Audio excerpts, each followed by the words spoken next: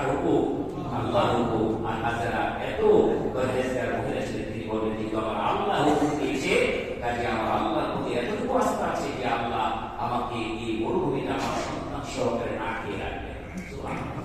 স্বামী চলে আসছেন এবং সেই ইতিহাস আপনারা জানেন, তিনি দৌড়াচ্ছেন পানির সন্ধানে, রিজিকের সন্ধানে, কাফেরার সন্ধানে।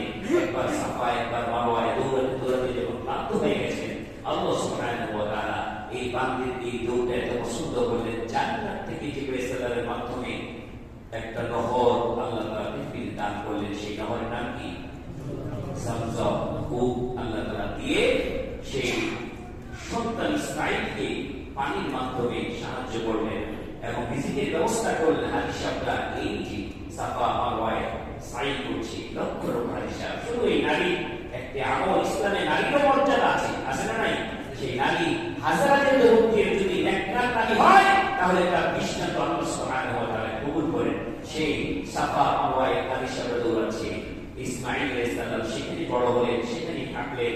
আল্লাহ সুবহানাহু ওয়া তাআলা বললেন, এই ইব্রাহিম, তুমি তো সন্তান শুধু তোমার কাছ থেকে ধরে রাখো, কিছুদিন পরে বলে কি তোমার দেখেও আসো, মায়া তো বলতে পারো না, দেখেও আসো, বড় হচ্ছে ইসমাঈল, কিন্তু আমি দেখতে চাই এই সন্তানকে আমার রাস্তায় তুমি জবাই করতে পারবে।